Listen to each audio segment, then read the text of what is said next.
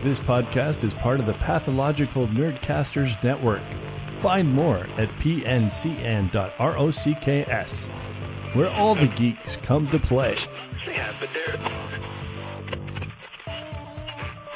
You're breaking any more.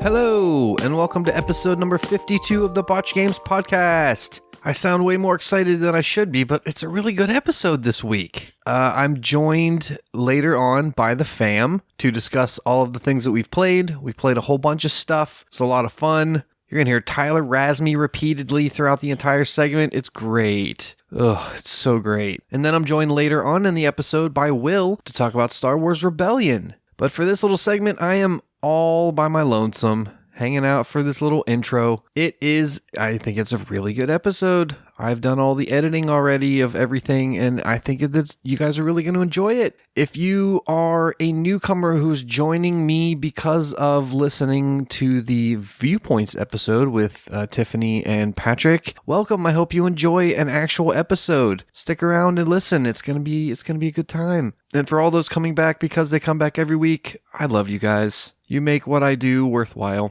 So what's new and exciting with me? Let's see. Scythe showed up on my doorstep. It's pretty exciting. Scythe, whichever way you want to pronounce it. There's some debate going on the Twitterverse about pronunciation, but I actually got a play of it in tonight. I got a 2-player game, which I don't think is completely ideal. It's kind of like playing Terra Mystica at 2 players. I don't want to go too much in depth on how it played because I'm going to be doing an episode on Scythe in a couple episodes, I think. But for now, just know that I am going to be sleeping soon and I'm going to be dreaming about it because it was fantastic. I don't want to go into too much more detail than that. Just know that I loved it. It was fantastic.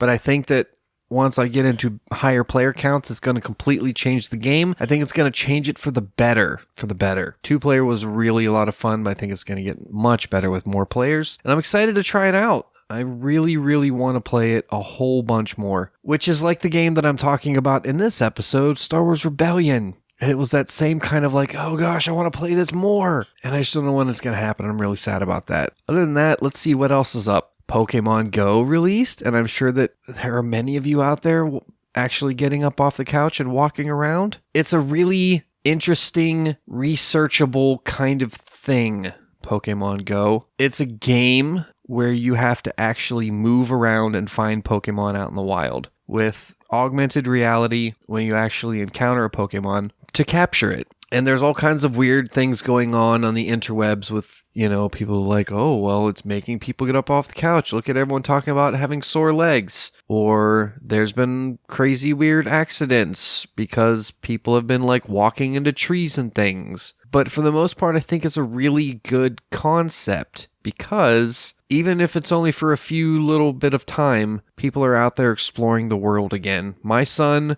texted me from his mom's house and showed me a screenshot of a city probably about, 20 minutes from where we live that is just littered with Pokestops and Pokemon gyms. And he's like, hey, when I come home for dinner night on Wednesday, you want to go driving and hit some Pokemon things? And this is a kid who would rather sit in his room and play video games all day, every day if he could. I went to a game store today to just look around while Aaron was sleeping and just, nose around. And it's next to the birthplace of William McKinley. As you can imagine, there's a lot of memorials and things set up around this birthplace of William McKinley, which means that there are Pokestops everywhere, including this big, the courthouse in the center of the town has 3 gyms and a bunch of Pokestops around it. There were at least a dozen teenagers / young adults just hanging around, walking around the premises of all of these memorial sites. Interesting.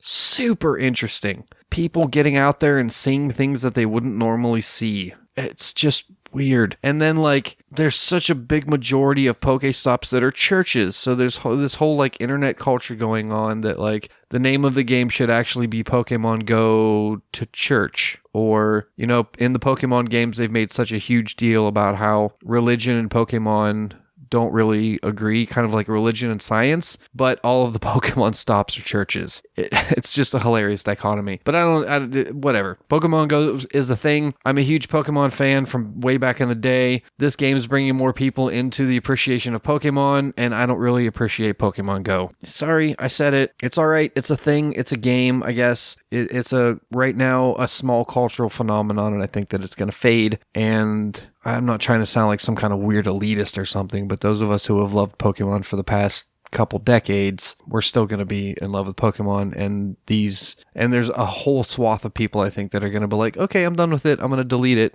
I don't need this app anymore. And that's fine. I'm sticking with my Pokemon because I love them. I'm a 37-year-old man who loves Pokemon. What do you want from me? Other people got into some of these kind of hobby things because of Magic the Gathering. I played a little Magic, but Pokemon CCG was like the game that got me into the whole idea of playing games with other people. There you go. Take it how you want it. There's a whole bunch of interesting research around it that could be performed. The same as, I don't know if anybody remembers Twitch Plays Pokemon. Man, like I wanted to write research articles on Twitch Plays Pokemon because the things that came out of the original Twitch Plays Pokemon was hilarious and just sociologically interesting. But I'm a huge nerd. What do you want from me? That's it. I'm done with those little intro part. There's been some games that I've played, but you're going to hear about it whenever I get to Aaron and Tyler, and then Rebellion after that, and then you'll hear me again to wrap it all up. So I hope you enjoy the episode. There's lots of game talk. There's lots of interesting things, so stick around.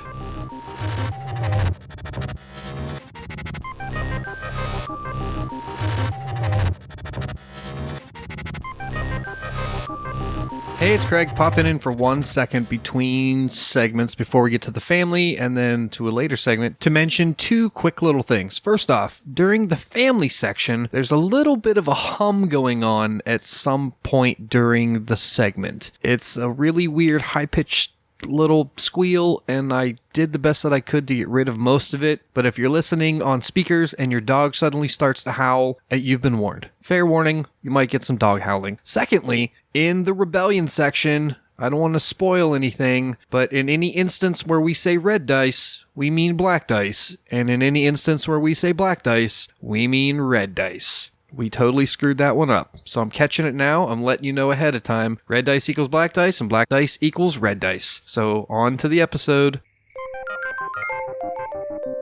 Hello, and welcome back. Hi, guys. Hi. It's like I don't even have to be down here anymore. Nope. My job has been filled. Yes. Yeah. By your boss. By my boss.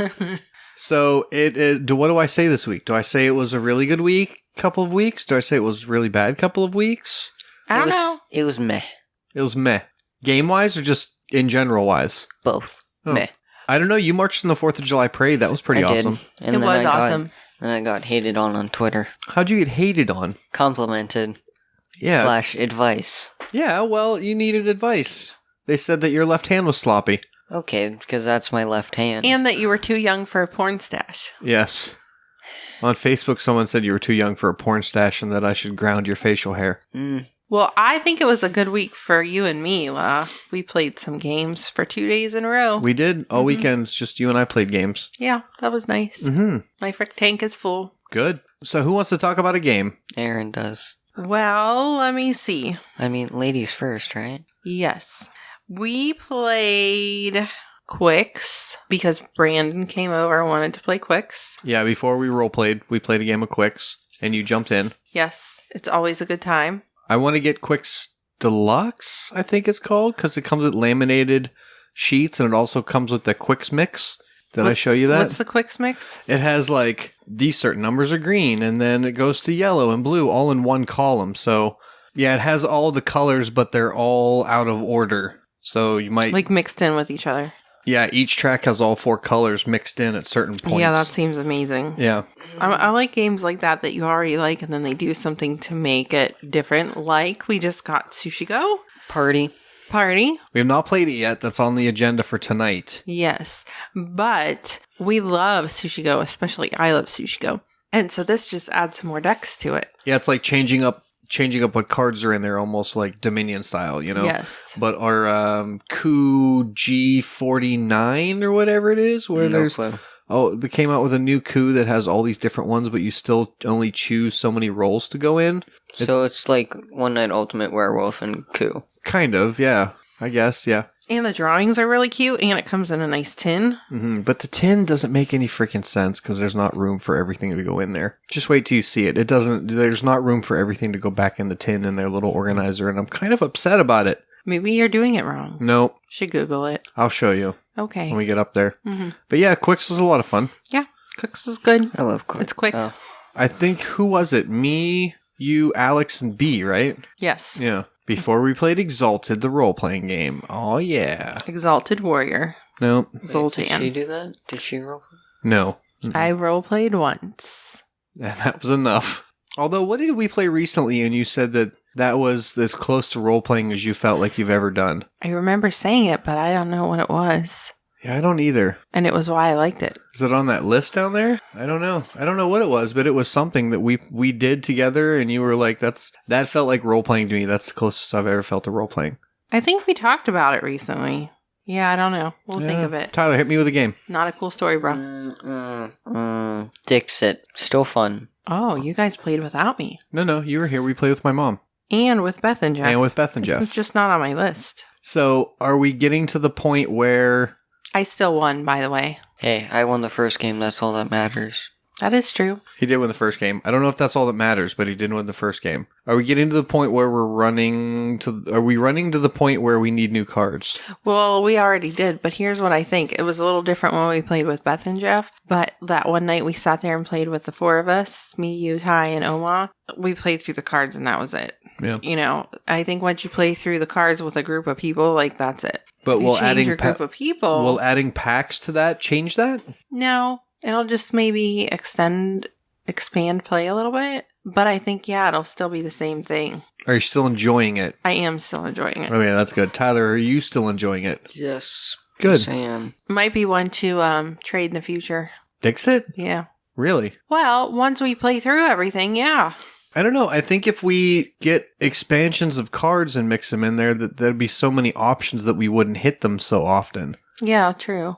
I think there's 3 or 4 expansions out there. I don't know. We never really did get tired of apples to apples. Yeah. I mean, I am tired of it now. Yeah, but it took a really long time, and it was always the nice go-to. Next, okay, Cacao. Mau Mau. Yep, you and I played Cacao. The 2 players. I like Cacao because it's chocolate.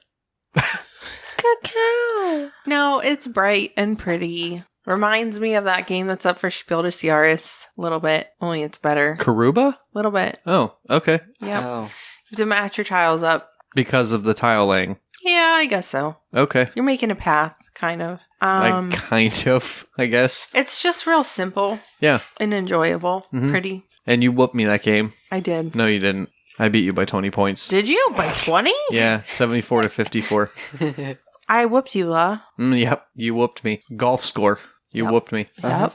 Yup. And that was part of our weekend of just you and I hanging out and playing games. Yeah. And you're like, I want to do something, but I don't want to go anywhere. And I was like, I've got an answer. Of course you do. So we played we didn't play 2-player games. We just played games. Yeah, you together all even weekend. suggested that we go up to the Meeple. I did. And it was like at night, guys. He's not a night person or a travel person or a do something person. I'm a night person. And we totally switched roles. I was like, And we played Cacao. We played, what else did we play that weekend? Oh, Imperial Settlers. Correct. You played the Atlanteans. Correct. And what did you think of the Atlanteans? I just feel like I don't do well with that game unless I'm the Romans or the Barbarians. But I know you said you wanted to play to see how it is. I do. I did like Imperial Settlers better, just the 2 of us. Yeah. Because it cut the playtime way down. Yeah, from our 4-hour game. Because it really is such a long game. I do really enjoy it, though. Mm-hmm. Especially once your wheel gets going. Engine. But your engine was way better than mine because you had all this free stuff to do. And Atlanteans I just don't think it's great. I'm interested to see you play it. Mm-hmm. It was pretty. It was. It definitely was. But we mess up some things with the technology tiles and things of that nature with the Atlanteans that we need to do better. It's just really hard to score. It is. I thought there would be more options for the Atlanteans to score victory points in their faction, but I just don't see how it happens. Yeah, me neither. We'll have to get back to it when you play it. Well, and you and I are going to start trying to play 51st State, which works off the Imperial Settlers engine. And hopefully I can get you down here in an episode with me to talk comparison and contrasting between the two games. Compare and contrast. We're going to go right back to college, and we're going to compare and contrast. To school. Or middle school. Middle school. Yeah. As Aaron would say, school. School. With her keyards. I don't say that. What do you got, kid? World's Fair. Wait, back up. So Imperial Settlers, I feel, is similar to Orleans. How? Because you set up your card play the way that you have the board in Orleans, and then you keep playing off of it every turn. So you're saying that it's similar because you're building an engine. Correct. Okay. So it fits into the genre of an engine building game. Correct. Okay. Which I like those. I know. I'm really surprised that you like Imperial Settlers because it's a whole bunch of words on cards. Yeah, I don't know. It's short and to the point, I guess. It usually makes me angry, but I still always come back for more. Kind of like you. Yikes. You heard it here first, folks. I'm glad Craig laughed. Everybody else was like, ugh. Wait, there's and multiple... that's why we work. There's multiple people down here? Where? Ghosts. Okay. Okay, sorry, Ty. What did you say? World's Fair. Oh, yeah, that was a good one. Played it for the second time. First time was out Origins, man. Hashtag Pikachu's butt. Keep it going. Did you say Origins, man? Yeah. Which is different than Origins Lady, I guess. Or just plain Origins? Origins, comma. That was a good time. Origins gender neutral. Are you saying Origins was a good time? Yes. Okay, well, good. And aside. being at Pikachu's butt was also pretty cool. And how we got about it trending once. And how about World's Fair 1893? World's Fair was amazing Yeah? for the second time. Because, the last round we weren't trying to rush for tickets. Cough, cough, Aaron. No, I really didn't even try to do that. It just kind of happened. Sure. The second round, you had 8 tickets you cashed in, and it went by so fast. Not on purpose. Not with a porpoise? Yeah, not with a porpoise. I just played like I was going to play. Player's going to play. So, tell me your kind of final thoughts about World's Fair 1893, Ty? Did I like it or not like it? Yeah, like what specifically did you like? What specifically did you dislike? Would you suggest it? Okay, something that I didn't know until the second game, there's a map of the World's Fair in 1983. Nope. 1893. That one. That one. And it was just cool to see that. Yeah. Like, where everything was. You like something in history? Yeah. Shut up. There should be a little bells that ring. It was just cool to see where everything was laid out in the map thing. Yeah. Thing. And On the all grounds. these famous people were all there at the same time, at the same World's Fair. Plus, you guys finally started looking at some of the exhibits, and you guys thought that was really cool. Like the bicycle. Now that's the kind of game that I need because I don't get bored in between turns because I can read the cards. Yeah. Yep. And that's the same company that made Lanterns, Which we like. which we do like.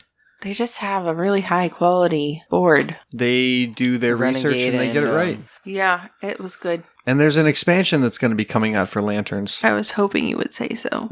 I'm excited. Yeah, definitely. And what did you think about World's Fair 1893? I think like what you said is they do things right, Like, because, I'm kind of picky and want to break games. Yeah. They just do it right. Well, I mean, it's gorgeous. They're perfectionists. Everything does something. Who did Even, like, I kept getting Daniel Burnham, though, over and over and Yeah. over again. Who you went to high school with. Yeah, In I did. 1893. I did, yes, because I'm an old soul. You didn't know I was there. Shh. You saw the world's giantest wheel of cheese. That's it. Wheel of cheese. Yeah. Wallace large cheese. Wall ball wheel of cheese. I had to get there. I had to go through the process. Of tweeze. When I was little, one of my fantasies was to swim in a room full of stromboli or a room full of chocolate and just eat as I swam. What about So you were on Jell-O? track to be a fat kid. No, I was swimming. I was burning off all the calories. Oh, okay. All right. What about Jell-O? No, ew. A bowl full. Would you shake like a bowl full of Jello? Like swim in Jell-O. Would you want to swim in Jello? Yeah. We can arrange that. We'll get a kiddie pool, buy some instant gelatin, fill it with water. Okay. Let's do it. Sounds like a great idea. Oh, I know which one that I said I felt like I was role playing. That one where there's like Django. Cold Express? Yeah. Oh, yeah. Okay. Because you're like there. You're in the moment. You're your person. You're punching towards the sky. Things are happening. It's chaos. It's like right there. Yeah. There's little miniature figures. You imagine you're on the table with the cardboard running the train. Mm-hmm. Well, good. Look at you. I know. There's a DeLorean expansion for Cold Express. I've been seeing that. I've been wanting it. There what, huh? The DeLorean Yeah. from Back to the Future. Yeah. And then where does that go? Either in front of the train or behind the train, and you like I don't know how it works. Patrick knows how. I think Patrick has it and knows how it works. Okay. Yeah, I've been wanting. So you have to ask Patrick on Twitter. Sign it, love to Keisha. All right, what else we got? Let's finish this up. What do you got, kid? Oh, we did whatever. Just pick one because we need to talk about the third game down. Now second game down. Suburbia. Okay, that was the wrong one, but okay. You said third one down, and that was the third one down. Gosh. I didn't love it. Well, we didn't get to finish it because you had to go to work. Stupid work. Do you still like it, Ty? I still like it a lot. Better than Castles. Yes, a lot. I thought Castles looks cooler. Oh, I agree. Castles 100% looks cooler. But I think that I really like the floating, like the shrinking scale of payment over the one person setting the bids. Yeah, I don't like the bids of Castles, which I think we need to change that next time we play, and we'll all like it a little better. Yeah, I don't know how to do that, though. I just didn't think it was pretty. It was like a -1 on the pretty scale. Okay. I just don't like it, and if I was going to play it, I would rather play Castles because it's cooler looking, and you have more freedom, I guess. Not impressed. I just don't like the bidding system, and like anything bidding I hate because it's like, how much do I want to pay for this? I don't know, so let's put it here. Oh, someone took it? Well, good job, you took it. Even last time we played Scoville, I just didn't never bid because I didn't care where I ended up. Yeah. You know? That's why I can never play games that are heavier because they're all bidding. That's why you can never let it ride at the casino. They're all auction games, and like money in that sense has absolutely no value to me, whether I bid 1 or whether I bid 12, and it means nothing to me. But I really like Suburbia. It's like micromanaging your city, like bird's eye viewing, putting things where they need to go, and I like it a lot. Maybe you could be a city engineer and work with Leslie Nope.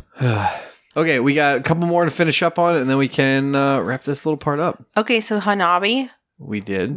You and I played with Beth and Jeff. I'm not a huge fan of Hanabi with 2 people, which is how we always played it. I didn't even know you could play it with multiple people. I loved it with multiple people. Yeah. It was such a good team building activity. It was really cool to try and figure out how people think and to try and get everybody on the same page. I really enjoyed it. I have a friend who, Jose, she was at Origins. She and her husband play every night, the 2 of them. And I was like, ew, really? Like, Hanabi every night? Mm-hmm. Oh my gosh. Yeah, I just, no. But 4 players, it changed it from no to love it. Yeah, I kind of really want to pick up Beyond Baker Street. I saw that also at Origins, and of course I wanted it because it was Sherlock based. And it's Hanabi. Themed, yeah. How can they play Hanabi every night? Well, there aren't that many 2-player games. I'm going to have to tell them about some more 2-player games. So come up as a 2-person game. Yes, it is. Ty. So is Cold Express. Maybe we should do a thing so is on 50th State. 2-person games. So is 50th State. And so you What? can even play it for 1 player. First player. What is? 50th State. What is 50th State? Complete master set. 51st State? No, 50th. Oh my gosh, can't even handle you. And you play with the first person. All right, we're almost done. We can do this, guys. We can finish. Isle of Skye. Okay, that's the one that I want to talk about. No, I'm just kidding. Grizzle expansion. Love you. Okay, Grizzled expansion. This isn't about you, Beulah. I'm just kidding. My happy farm. You didn't play My Happy Farm. Yes, I It did. wasn't on your list. You played it 2 weeks ago. Past this 2-week buffer, you don't get to talk about it. Grounded. I played all my goods. Not in this buffer. Yeah, I did. Oh yeah, you did. We played it the other day. Yeah. Okay, I don't think I logged it. Did I log it? Maybe I logged it. We taught B. Oh my goods. Oh my gosh, you did? Yeah. And how did that go? What happened to B? Oh, he just got caught up the second turn. He couldn't build anything past that. Why? He just wasn't, the resources that he needed were not coming out, and he wasn't drawing them. So his char burner, his very first card, he couldn't produce from that for the first 3 turns. Ew. Yeah, even on the -1. Like, the first 3 turns, we were only flipping maybe 5 cards in the market row between morning and afternoon. I guess I never considered that. Yeah, he got screwed. Because I really love that game. Yeah. I love it more and more. I love that it's a little box and we're going to take it on vacation with us. Mm-hmm. The frustrating thing about how there were no coins and you had to use cards, I really like it. I still kind of need some help with it. It's still a little confusing to me, but I do really like it. And the game that you and I played... I whipped your nene. You beat me by 1 point. Your nene. The classic Mark's 1 point buffer. 8-Minute Empire. 1 point. So many games in this house are decided by 1 point. You ready for this jelly? But the game that I played with, I mean, this is how bad it was, the game that I played with Brandon and Tyler. Tyler had 19. Mm-hmm. I had 28. Mm-hmm. Brandon had 14. Ooh. How did you get 28? It's so hard to score. Like, the scores are usually so small in that game. I had 2 extra workers, and they gave me 3 points apiece. And I built all kinds of 3s, and I had a ton of cash at the end. I had a really good engine build up that game. It sounds like it. And he just could not get moving. Like, I stopped and let it because Is it engine building? Kind of, yeah. Because when you can start comboing one of your buildings into another by chaining the resources, then you're building things to combo together. So yeah, I think there's a little bit of engine building. Okay. But like B. Oh my gosh, I felt so bad. I didn't want to end the game before he started getting moving because I didn't want him to hate it, you know? Yeah. Because it was his first game. I still like it because it's one of those family games that we can all play and kind of understand. Mostly understand. Mm-hmm. So would you say that playing a family game is important to you? Maybe. Well, let's put it this way. Would you say that playing games with your family is important to you? Yeah. Okay. Not family games. Playing games with your family, yes. Okay. My heart grew 3 sizes today. You have this big smile on your face. Whatever. You guys can eat all the wieners. No, family friendly. Yep. Yeah. Hot dogs. Because we have Wurst. 2 entire packs of hot dog buns, so for dinner, you guys can eat all the wieners. Are they Natural all casing. beef? They're all something. Okay, so the end of my list is Happy Farm BN. Okay, Ty, go ahead. We played that with Beth and Jeff. Still Yes. like it? I do like it. Okay. I do. It's just too cute not to like, period. It's just too cute. Mm-hmm. And you just have to buy things. It's like Family Agricola. Yeah, much easier. Super cute. Mm-hmm. The cuteness factor just wins. Can we start calling Beth and Jeff, Jeff and Beth? Jeff and Beth. No, we decided that we were going to combo their names like Benifer. Yeah. We're going to call them Beffrey. Right? Correct. Isle of Skye. Mm-hmm. It's not Isle of the Sky.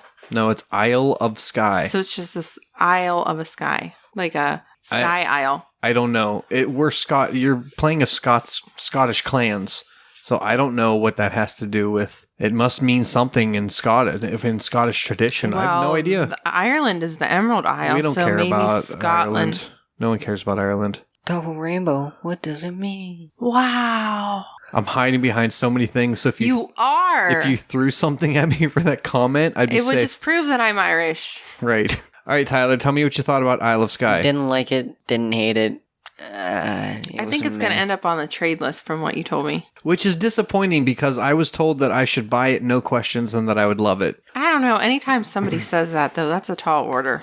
I mean, I've heard really good things about it, and it plays kind of like Carcassonne, but it has a bidding element to it, to where you are setting the price that you're willing to pay for a tile, but then the people around the table can buy them from you for that price. So you might get really good tiles in front of you and someone just comes along and snatches it right off from underneath you.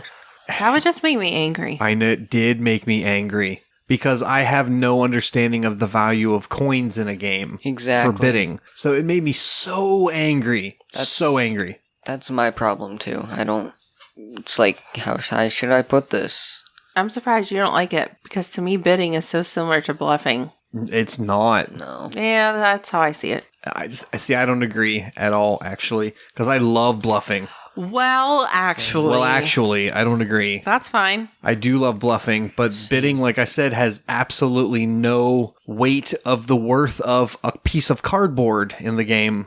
I don't have valuation of things in the real world, so why would I have valuation of things in a game? You would have to not mind bidding. I guess. And in this house, we don't like bidding. Is that the way you felt? Yeah, like, same as you, I totally love bluffing games, because I'm a really good bluffer. It's probably because he's a filthy liar. Papa was pretty good, too. Yeah. I have 3 pepper in my bag.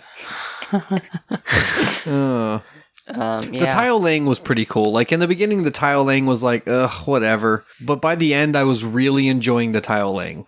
Yeah. Trying to get the different sets and trying to meet the different objectives. The way that the goals rotate in and out every round, you know, like this round we're scoring A, this round we're scoring B, this we're scoring C and D, you know? I really like that. I really like the tile placement in the end because it's a lot like Carcassonne but more going on. Oh gosh, I do not like the bidding. Me either. At all. I think me and you have the same opinion on this game. Yeah, I don't know. I'm going to have to play it again, but the money just, ugh, blah. It might be going away. Might be leaving my house. So last is the Grizzled expansion, which I have not played yet, which makes me sad. Yeah. What do you think of it, Ty? Me You and think you I have like played it? it twice, 3 times. 3 times, but we only played it correctly once. Once. Maybe twice. No, only once. Okay.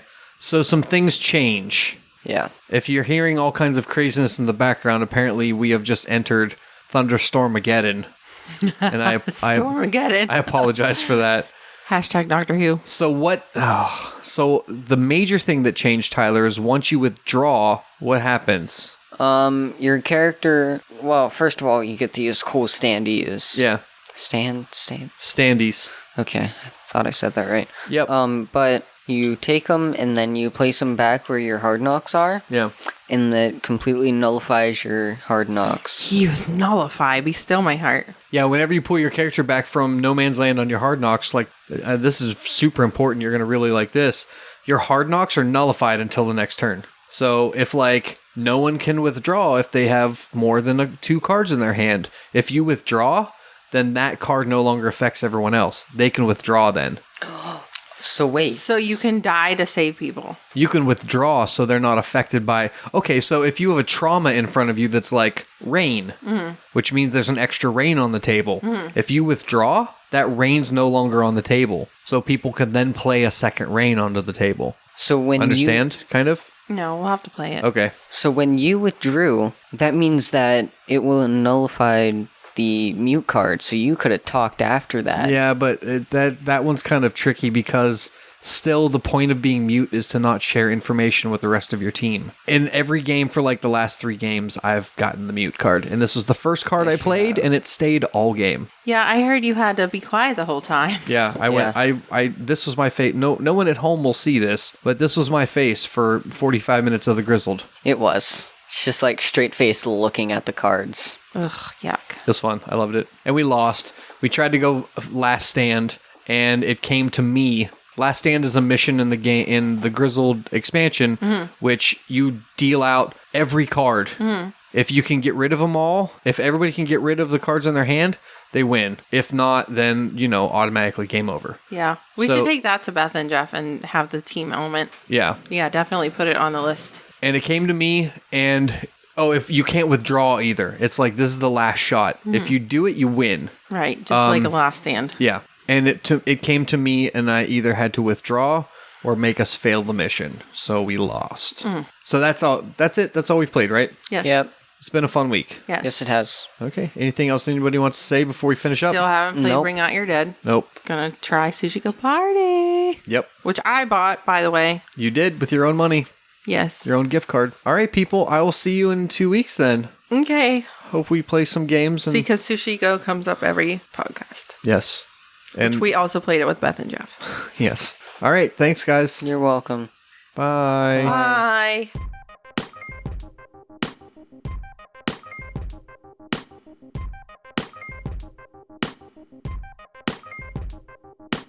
So for the main section of episode number 52, I am joined in the studio by my apprentice, Will. Hey guys, what's up? Long time no see, my friend. Yeah, it's been a while, Just Life gets in the way. Sometimes you gotta adult. Adulting is the worst. Yeah. But we are here to talk about Star Wars Rebellion and what we thought about Star Wars Rebellion in our plays. I think I've played 5 times, the Empire 4 times, and the Rebels once. And I am undefeated. There you go. I played 3 times, the Rebels twice, and the Empire once. Mm-hmm. And I am defeated. So what is Star Wars Rebellion? So Star Wars Rebellion is a 2-player, goes up to 4-player. It's a 2-player game. People can say whatever they want. It's a 2-player game where one side is playing the Empire, the other side is playing the Rebels. The Empire is trying to find the Rebel base and blow it up, and the Rebels are trying to survive long enough to where the turn marker and the, what are they calling it? Like Objective marker? Yeah, something like that. The round marker and the objective marker meet in the same spot. So essentially you've held out long enough that you've gotten enough support in the galaxy that you can, overthrow the Empire or whatever. There's a whole bunch of hidden deduction kind of thing on trying to find the Rebel base, secret actions and chosen actions and moving guys around on the map. There's a slew and buttload of miniatures that are wonderfully gorgeous, and it's just a giant game. It's a giant game. And we'll talk about more on how it actually works as we move forward, but for now, it's a Fantasy Flight game. It's quite possibly overproduced, but it's wonderfully produced. Would you agree? Yeah, I can agree with that. Thinking about it, yeah. I'm picking up what you're putting down. So let's first go to Will's Pretty Scale. The obligatory Will's Pretty Scale. Well, the game's fantastic looking. All the miniatures and stuff like that, especially like the Death Stars, how they have if you're building a Death Star, they have a miniature just to show the progress of it being built. I thought that was awesome, how it's like half finished and stuff like that. Mm-hmm. All the like little ships and stuff. I really wish they would come painted, but I understand there's a thing with people wanting to paint them and stuff like that. Whereas this game, I feel like they should come painted. That's just me. Oh man, there's so many miniatures to paint in that thing if someone were to do that. So like not even including the ships, just all the troopers and the soldiers you have. They're just so small is my thing. Yep. So how about the card art and the like board quality, card quality, stuff like that? A lot besides the actual like character, like the standees art. A lot of the art on the card just looks like scenes cropped from like movie or books or something along those lines. So it's all like predetermined art that you could probably find. Not that it's not original because it's still Star Wars, but it's not very specific. Yeah. It's stuff you could pretty much find, and a few things that they use, kind of just staple images. It appears to me. Yeah, they have like the heavy brushstroke standard FFG art, especially when you look at the characters, it's that real heavy brushstroke, highs and low shadows for the different characters. My problem with the standees is that once you clip them into the little, you clip the cardboard into the standee, it leaves giant track marks on the standee and indents them and makes them look, if you were to take them apart and put them back together, it like tears into the piece, and it's kind of upsetting, but that's probably just a nitpick. Yeah, that's like, nitpick like wear and tear. I think the game MSRP is like $100, but if you can get it a little bit cheaper on cool stuff, maybe 80, maybe a little bit cheaper. And there's enough in this box that, I know $100 for a game is a lot of money, but there's enough in this box where every penny's accounted for, you know what I mean? Oh yeah, it's the detail, the miniatures, the fact the game itself can go on for like hours, really, depending on how well each other team does or how poorly each team does. You're getting at least, in my opinion, 2 hours of content right there. Oh, maybe even longer. Yeah, that's depending on how well the game plays, but in my opinion, a minimum of 2 hours of content, and that's if you're really good. Yeah, after a couple plays, you could probably get it down to the 2 hour range, but in the beginning, I think you and I are the only people that have played it multiple times. Anyone else that I've played I've had to teach them. So I've taught myself, and I've taught then 4 other people. You and B and Cliff and Chuck. Nope, you and B and Alex and Chuck. Yeah. So every one of those games has been a little over 3 hours. Even the one that we played at Origins, I think, was right about 3 hours. But I think and we played different sides completely. Yeah, that was you were new to the Rebellion, and I was new to the Empire, and it was a longer game, but it was really close. It was. There's a point where you had the huge upset. You took back Chewbacca from me capturing him, and it threw my plan all out of whack. Yeah, and your whole turn was pretty much spent because of the missions you chose. I was setting up turns just to plan this, so I wouldn't have to go through all those cards. But yeah. Which kind of leads me to one of my things I like of playing on the Empire side.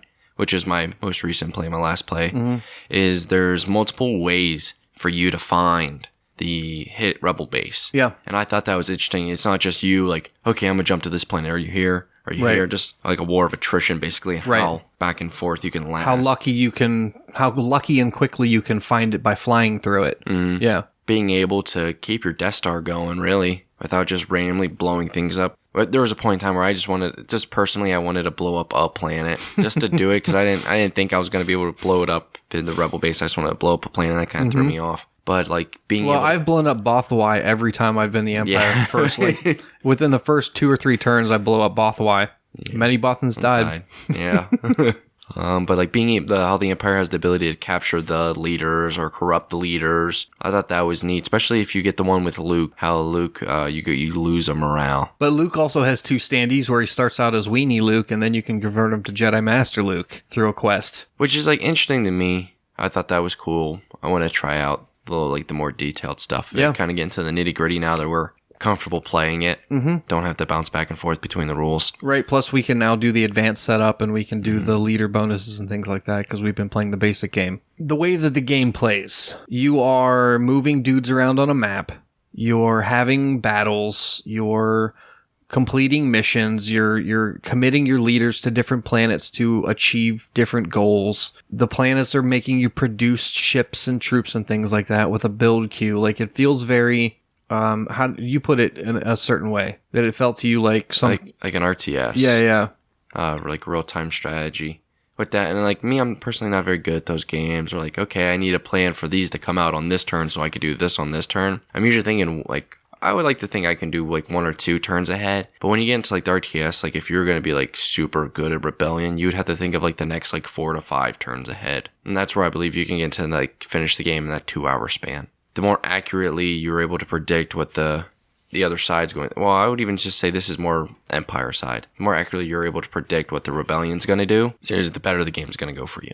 Right. Whereas the Rebellion, you're just trying to like throw them off to go chase something else while building something else. You're kind of just like hiding, really. Because even when you were doing like the sabotages and stuff like that to prevent me from producing, it was honestly just you wasted a turn, I wasted a turn. You're just putting the action count down 1. Right. It wasn't really doing anything beneficial besides. Yeah, the sabotage, I wish there was more ways to do that. It would make the rebels feel more guerrilla tactic-y. Hit and running and moving around, because the game is completely asymmetric. The Empire's building this engine to move across the galaxy. They're completing missions to mess with the Rebellion. You know what I mean? To mess with the leaders, to get extra, like you said, to get extra planet cards to see where it is.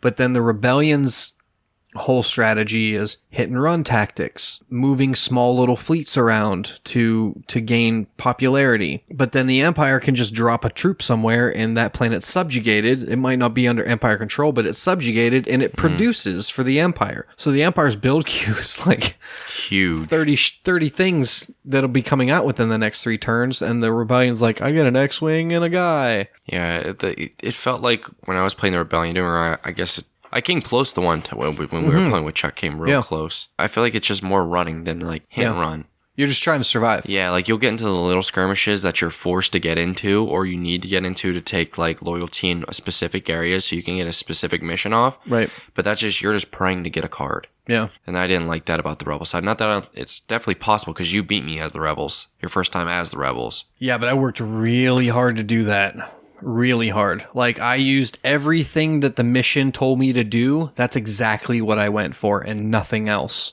I committed 1 guy to sabotage, which meant that you had to commit a guy every turn to fix the sabotage. And then I just did everything that the mission wanted me to do. If I got a mission that said, have 4 planets, have what's it called? Control some kind of majority. Have like loyalty? Loyalty, that's what it is. Have loyalty in 4 planets. I spent 2 turns just working on that with every mission that I could possibly make work for my hand. And that's what you have to do as the Rebels, is just like stay on target. Yeah, you can't delay anything at all. Or because, like, for example, if you didn't spend those 2 direct turns getting those 4 planets, you would have been like 2 turns behind. At the because then I would have wasted a turn setting it up. Thought maybe I couldn't do it, and then I'm even farther behind, exactly like you said. It's very taxing playing as the rebels, which is like realistic. Oh, it's nervous. So it's nerve-wracking. So it like, and I think I enjoyed playing the rebels more, even though I didn't win. I lost both times. You actually feel like you're playing the role, and that's what I enjoy about the game. Like, so I'm not big into RTSs or the strategy kind of games, but I like Rebellion because like I like the Star Wars universe. I understand how the roles are supposed to feel, and I enjoy it. Like when I lost as the Empire, I like felt like, oh, I just lost everything. I did so much, and it's just gone. Whereas the Rebellion, like if you're playing the Rebellion, you're already down and beat, and you're just trying to. It still felt good losing because I knew I was close. Yeah. So it actually like puts you into the roles that like they were in the movies or the game, like video games that you're playing as or watching. But I feel that it's ridiculously balanced. Like, there's no point where it feels like one side is going to just whoop the other one. Because even though the Empire's like bearing down on the Rebellion, they've got all this crazy stuff going on behind the scenes. Even though I won with the Rebels, you had it narrowed down to 3 planets that I could have been on. It was coming to a head, and it was only like turn 6 by the time you had it narrowed down to 3 planets. Yeah, because the way I had it up, there were certain missions I had that if I had a trapped one, that I would interrogate them, and it would show me the region. Right. And then there was one where you would have to name 3 planets. So out of the 3 planets I knew it had to be, you would have to tell me which one. Yep. And then once he took back Chewbacca, it ruined it all. Wasted a whole turn. Yeah, so I was just way behind at that point. There was no catching back. One thing that I find really interesting in Rebellion is that not only are you have this whole dudes on a map, Ameritrashy kind of people moving around, but every game you play, it's telling a different story. I can look at each of the 5 games and lay out the entire story that happened. Like Chewbacca got captured, and then these people came in and heroically rescued him as the interrogation droid is flying in through the door. Yeah. Chewbacca's rescued and pulled from the clutches of Darth Vader and taken back to, like that. Like at one point I captured somebody and converted him to the dark side in a game that I played with B. I captured... Oh gosh, I don't remember who I captured Leia, and I turned Leia to the dark side. Yeah, so Leia became like this dark Jedi, and there's so many stories that follow that. Even like the fact that I blow up Bothawai every time. It becomes this whole like canon of Star Wars between me and you. Yeah, it's just like a little pocket universe. Right. Of like, oh, this could have happened. Like Right. these are all things that could happen. Like when I turned someone to the dark side, it was Admiral Akbar. Yeah. Which, if you think about it, like if that was canon, that would have been a huge deal. Like I said, I'm not big into RTS games, so generally that would be deterring me from liking it. But all the other stuff it puts to the table is what I appreciate for the game, like how that game looks, like the little side mission stuff like that. Like you said, how it's telling a different story each time. Each playthrough is completely different. Rebel base is different. What your opponent's going to do is different. It's completely different every We time. even had an audience for our game at Origins. Oh yeah, that was... One guy who owned a stand watched for a little bit, and then 2 drunk people came over, and we're all drunk over the game. Yeah, they kept telling me, it's got to be there. I don't even remember the planet they were telling me, but they were telling me it had to be there.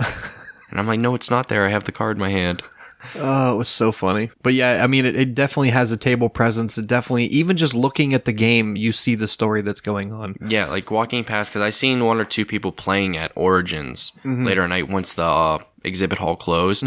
I would walk around and I see like the layout going on. I can just look at the table just because I played it a few times. I'm like, okay, he's doing something right. He should maybe try this to catch up. I didn't know what the rebels were doing. It definitely catches people's eyes while you're playing it. You like want to watch. Yeah, so. I agree completely. But yeah, like you said, you could look at that board and say, oh man, look at Naboo, or is Naboo even a planet? I think Naboo's a planet in that game. I know it's a planet in Star Wars, but is it in Rebellion? I think it is, but it doesn't produce. It's Okay. one of the, like the little... Okay. So Kashyyyk. Kashyyyk produces. So it's like, oh man, Vader landed on Kashyyyk, took some troops with him. They're now subjugated. So Vader came in and essentially enslaved the Wookiees right underneath me. It's so much storytelling going on in your own mind and between each other. And I love that about this game. Yeah, like honestly, like we could play this game and narrate what's going on, and it'd be like an actual podcast story. Yeah. Like where we do X amount of minutes each time. It's actually kind of a cool idea. Now I'm thinking Well, about I know that there was somebody talking to... I heard an interview with one of the FFG guys who actually worked on Rebellion, and he was talking to someone who's a big fan of the game, and the person that this Rebellion creator was talking to said, yeah, after every game I go And even during the game, I'll jot notes, but after the game, I'll write out like a narrative short story, a historical recount short story of exactly what happened in the game. And it allows for, like, Rebellion allows for that. And it's different every time. It's like you could write a choose your own adventure book at the end of every game. Like, it could be like a lot of things with, like, especially with all the miniatures and the troops and stuff like that. It could be like just, even if you didn't use the game itself, just the contents that it has, you could use it for like Edge of the Empire. Like, okay, this is what we're doing. This is like the mission, and you got to play it out, and they'll move like you're playing Rebellion as you're doing your role playing games or stuff like that. It's, has a lot of stuff like that to it. There's a lot more to it than just the general just gameplay. Let's talk about the rules. I know that you didn't read the rule book, but you've gone through the rule book looking for things. How difficult is it to learn Rebellion? It's an FFG game. The book's probably 15, 16 pages or so. How difficult is it to understand the actual rules and what you're supposed to be doing? It wasn't hard for me at all. Once I kind of looked through it, I understood what was going on. The few things I had to, after you told me that I would have to check on, was just to clarify, because there was a few situations where it seemed like, should I be able to do this? It didn't feel right if I was able to do it. Like ties on rolls and things like that, yeah. But a lot of it was real easy, real straightforward. It wasn't very hard for me to grasp. Like, I tend to get things pretty fast and pick up on them and kind of luckily roll away with them. For as big as a game it is, I think it was just more intimidating. Yeah. The size and what you're doing than the actual rules. So like a lot of it was like me, like, oh God, I feel like I gotta do this, but you don't. It's just intimidating at your first play. There are a lot of steps. Like, you draw missions, you draw a probe card, you commit leaders, you take your actions, you recruit, you build, you deploy, you move this, you do that. Like, there's a lot of steps in each turn. Yeah. But each of those steps is pretty easy. Yeah, it's pretty... Aside from combat. Yeah, it's pretty straightforward. The only thing that could get confusing is combat, which isn't even that... Well, I want to talk about combat in its own section because I've got beef.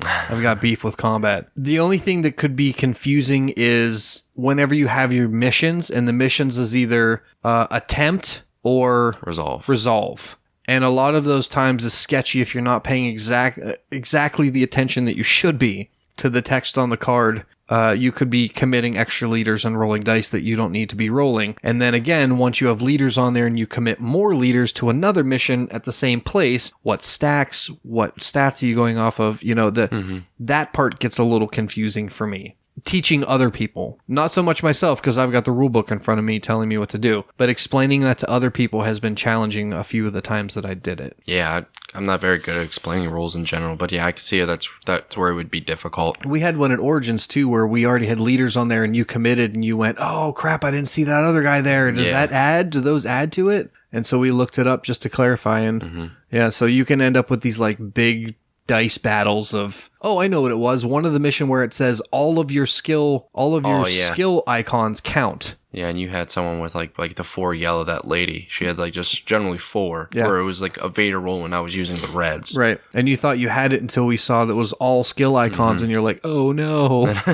what did I do? Yeah. Which is like cool in that way, because it's like backup and stuff like that. If you already have a leader there, why not be able to use them, But so let's talk about combat. My biggest problem with combat is how which I know realistically, I understand. Well, I guess this isn't even true. How one X-Wing could blow up a Death Star. But that's not a roll, though. That's a special mission card. Yeah. And you still have to roll. Like, I could have failed that mission, and it would have been gone forever. But, like, there's certain ships. Like, for example, a Y-Wing can't destroy my Star Destroyers, because it doesn't roll the specific dice to do damage. Like, it could potentially, by getting the one-sided face, so it does either damage, but your odds are, I don't know, unevenly against you. I mean, it's difficult.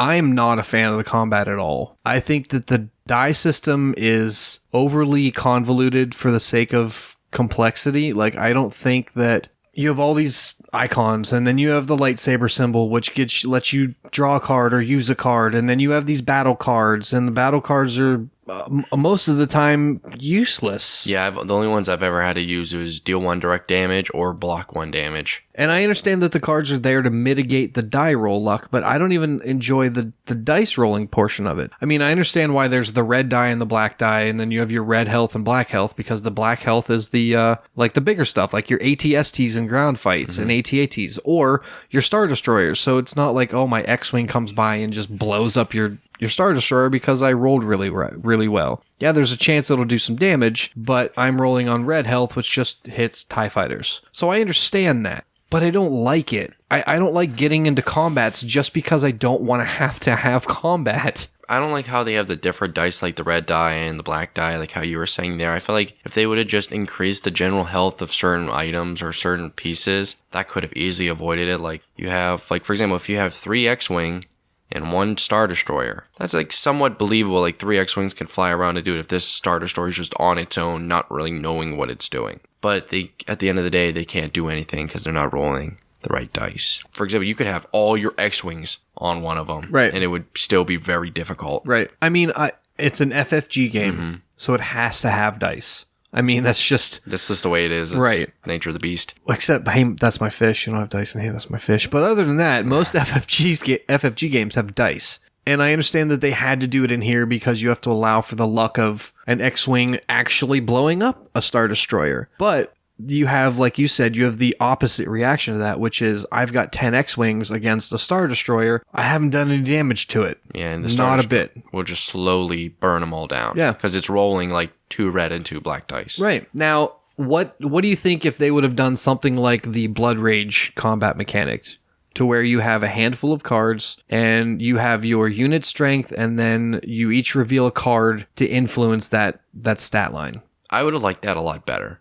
Like, I feel like that's going towards what the game's about more, instead of just making it complicated. Like, that's more strategy in that. Like, okay, I have this card, I can use it for this battle, or this could be my trump card in a later battle, or something along those lines. I think how Blood Rage does combat, especially with my experience with like 2 miniature games I've ever played, was really well, and I enjoyed it. I just have a problem with dice generally because they hate me. Not when we played last. True. But I just think, like, you have a game that's so strategic. You have a game that's so hidden information and bluffing. Like, it has bluffing aspects in what missions you're choosing, what you're committing, because they're all played face down. There's the bluff in trying to pull, oh my gosh, look, there's all these ships moving towards this system. Maybe they're trying to protect the base because it's getting towards the end of the game, and I've led you in a completely different path. There's so much bluffing and manipulation in the game, and then for it to just come down to, like, blind dice rolls for successes for actions, or blind dice rolls to win combats, like, that part, I'm not down with it.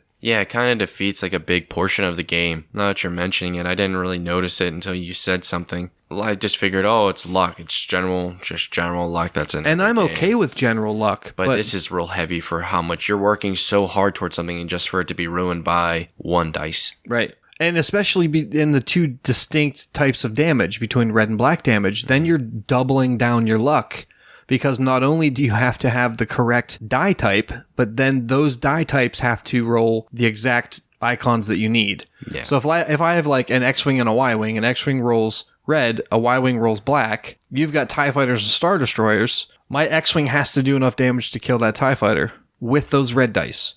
And my Y-Wing has to be able to do damage with those black dice against a Star Destroyer, which is doubling the luck that you need to roll. I love the game. Don't get me wrong. I love the game. I love so much about it. Almost everything about it. Having it taken down to a die roll, it just... And like I said, I'm okay with luck. I play a lot of luck games. I'm not okay with it here. It's so strategic and so much forward planning. I mean, you said earlier you planned 2 or 3 turns ahead just to make sure that you got what you needed to get, so you could maximize. And when I screwed that up by a die roll, it blew turns away, Yeah. Yeah, it just seems like the luck's too crippling. Everything's really well balanced besides random dice rolls, which are generally against us.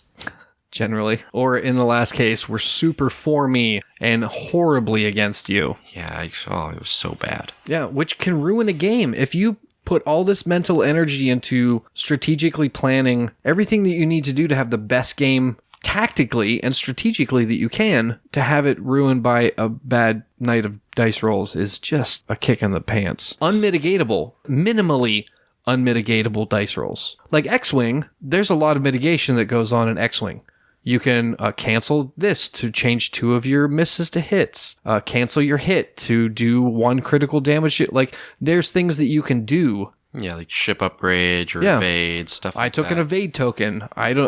None of my dice rolled evades, but I can block that damage because I took an action to have a free block. Yeah, there's still random luck on dice rolls, but there's some control over what's happening. And in this, they attempt to do that with the cards, but you're still drawing randomly off a deck, so it's not mitigating. If there was some kind of an upgrade track or something that you could do to allow you to change your dice, the Empire has researched this advanced targeting systems on all Star Destroyers. So after rolling, cancel something, spend this to gain something, or you can like upgrade or invest in like ground or like ship troops, where you'll just, instead of like drawing the cards each time, you just have these few specific cards that you can use like once. Like, oh, you have this like for ground troop for like rebels, you have a guerrilla bomb squad. You can like, oh, one of them just by chance could like blow up a ship or something like that, or an ATST. Yeah. So if like something like an ATST has like is missing like 2 health, you can destroy it at the cost of X amount of troops. Right. I mean, it would be a lot more situational, but then you can mitigate some of those dice rolls. So if you're having, dice luck like I normally have, or Origins you did have, there was a way to level out the playing field other than just like screwing the pooch on all the strategy you've been planning. Other than that combat and dice roll beef. Game's amazing. Yeah. I love Lamp. Do you really love Lamp? I love Lamp. All right. Yeah. It's really, really solidly put together. You and I talked in our FFG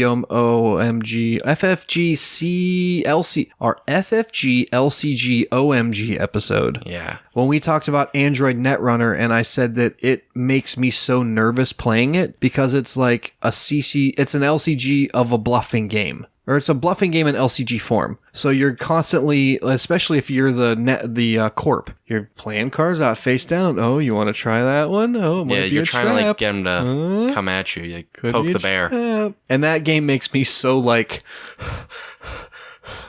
heavy breathing. Like, okay, is he gonna fall for the bluff? Because I don't have a poker face. I might be a really good betrayer, but if it's just straight bluffing, forget it. But in this, there's just enough bluffing that I feel really comfortable doing it. Laying out this mission with this guy that has 3 yellow symbols, but he also has 1 brown symbol, and I'm using the brown, but I'm going to make you think that I'm using those 3 yellow symbols to do something ridiculous. So you're going to save 1 leader with all the yellows you can to try and stop me. And little do you know, I'm going to flip it, it's going to say resolve, and it's a brown action to build something. And you're going to be like, I wasted this whole leader. He's been sitting here doing nothing. Yeah, and like, especially committing leaders to either defend or go on the missions is another big thing and difficult about it. So it's just resource management, really. I can agree with that. Being able to like min-max your resources. Or if you're the Empire, max min. Yeah, max min, yeah. Get the most units you can and get them to do the least amount of things possible. Yeah, they're there now. Oh, we're on this planet. Are you here? Nope. Well, I'm making stuff now. Well, if you're not here, the Star Destroyer is gonna be. Oh, I want to play it a lot more.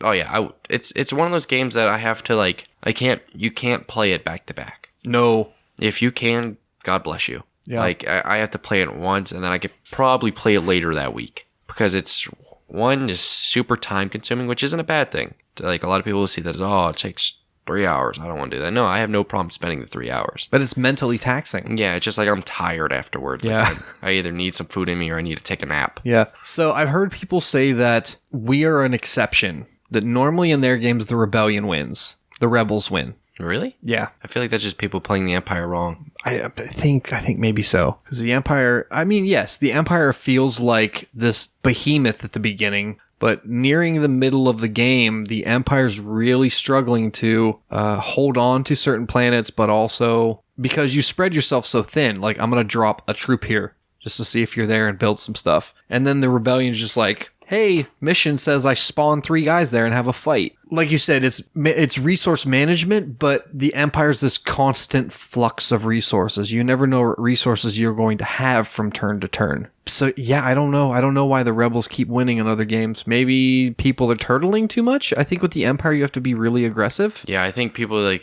view as the Empire like, okay, I'm going to have this giant force that they can't beat. And I feel like I could be completely wrong, but I feel like they're going around with this one force and slowly dropping them off. Yeah. Where you really just need to fan out from Coruscant. You need to just go. Yep. And that's what, because I thought at first, okay, if I just have this huge force built up and I slowly move around, because that's what I was doing when I was playing the Empire with your turn. That was my original strategy, just to slowly go through. But then I realized how long that takes. I'm not stopping it. At that point, I'm not stopping anything you're doing. I'm just worried about finding the base. I'm letting you blow things up. Yeah, you got to build 3 fleets. Yeah, one fleet has to go north, one west, and one east, and you got to fan as much as possible. Like, it comes to the point where you need to just, okay, I need to have one trooper there. If he takes it, then I need to have the next planet be able to have transport to go back to fight him. Yep. Yeah, and if you got a planet next to another planet that you don't know about, and you happen to have a transport there and 2 troops, guess what? You're picking up a troop, you're flying to that planet, and you're dropping that guy off. Yeah, so it's just, I feel like they're just doing a wrong strategy against the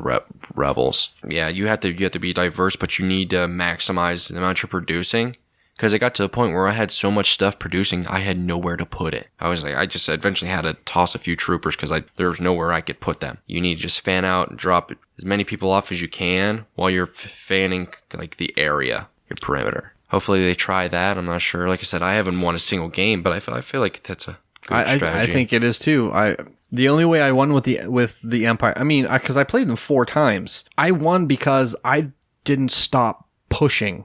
I pushed to every corner of that board. Every corner until I found it. The last question I'm going to ask you, at least I think it's the last question, is 2-player or 4-player?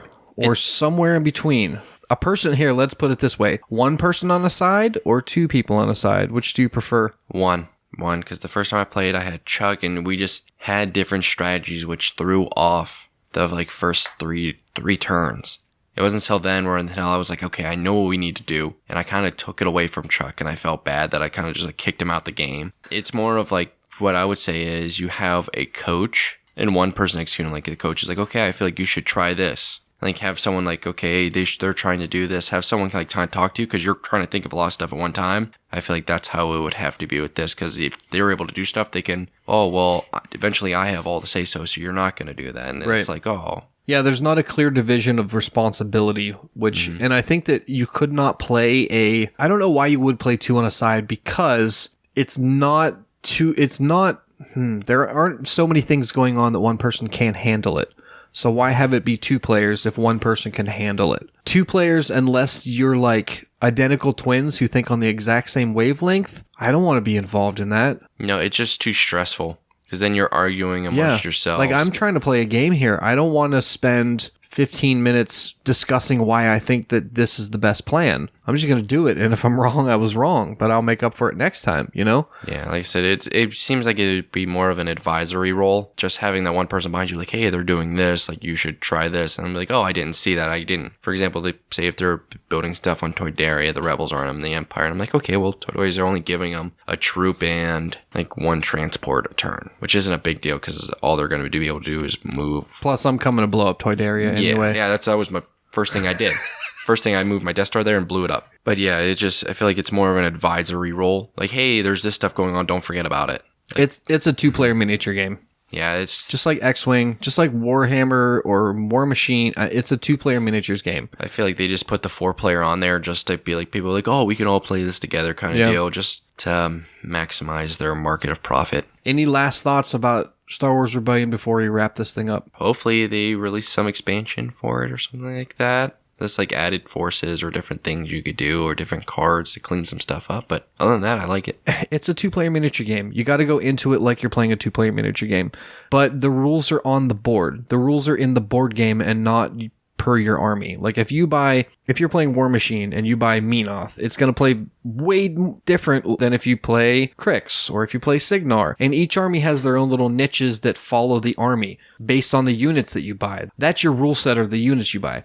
This miniature game, yes, it's a board game, but it feels like a miniature game because the miniatures are what matters, and the rules aren't on art on each individual unit that you purchase and add to this game. The board sets the rules for each of your armies. I wouldn't play it with more than 2. It's a 2-player miniature game, and that's the way you need to go into it. It's got strategy. It's got hidden actions and reactions. It's got die rolls, if that's your thing, which in most miniature games feels a lot cleaner than this. But, I mean, hey, it's got them. It's got everything that you need, and it's Star Wars. Yeah. And I don't think there's any more I need to say about that. I think we touched up on everything. So with that, we're going to cut away, and then I'll be back to wrap up the episode. Anything you want to say before we wrap up this little segment with you, Will? No, not really. Yeah. Nothing's really been going on at all, so. We hope we see you soon. Yeah, just been busy as all. You're missed when you're not here. I miss being here. I almost said not being here, but then... I miss not being here. All right, well, I will be right back to wrap up the episode, so stick around. That wraps up another episode of the Botch Games podcast. Thank you so much for tuning in and listening. If you would like to reach any of us, the best place to do that is on Twitter. Well, most of us. If you want to reach out to Tyler, he is at KNULLMARKS 62021. That's at nullmarks 62021. If you want to reach out to Will, he is at Will Happney on Twitter, HAPPNEY. Erin is unreachable. She is apparently supposed to be making a Twitter account because she wants to, not because I'm forcing her. That's not some kind of sarcastic thing. I'm not forcing her. She's like, yeah, maybe I should check it out and do whatever. So Erin might be reachable on Twitter at some point, but as of right now, she's not. If you want to reach her, use, I don't know, smoke signal, maybe. Send me a tin can and we'll tie it to some kind of a really long string. You can reach her that way. I don't know. If you want to reach me on Twitter, I am at Botch Games. I'm also on Facebook at Botch Games. You can check us out on BGG Guild number 2197. I'm also on Instagram at Botch Games, botchgames1@gmail.com, botchgames.wordpress.com. If you Google BOTCH Games, I'm 100% sure I'll pop up on the first page. Just look me up. I'd love to hear from you. I'd love to hear what you think. I'd love to hear what we're doing good or what we're doing well. Proper English, what we need to do better on. And the best way to do that is to go to iTunes or Stitcher or wherever you listen to the podcast and give us a review or rating. Everything that you write on there, every star that you give helps us to get noticed. It's the easiest way for a podcast to get noticed and for other people to find the show. And also it's the best way to contact us to let us know what we need to be doing better or what we're already doing well. Other than that, I just wanted to say again, thank you so much for tuning in. We will be back in 2 weeks to talk about something or another. I have no idea what. And actually, it's going to be a really interesting weekend episode because the weekend that I'm supposed to be editing and getting the entire episode together, I'll be in Baltimore visiting with Matt from the Nonsensical Gamers and apparently the rest of some of the league to play all kinds of crazy games. They've even scheduled a crockpot game day on that Sunday that I'm in town. So looking forward to tons of games, including, a whole bunch of 2-player games that I don't get to play and apparently Matt doesn't get to play very often, like Android Netrunner, Star Wars Armada, which I've never played, Guild Ball, which I've never played. Oh man, I have an entire list of just giant things that we are going to be playing because I don't get to play them and I want to. So other than that, thanks again for sticking around. So I'll see everybody in 2 weeks. Thank you so much for tuning in and stay safe out there. The world's a crazy place. So just do the best that you can to stay safe.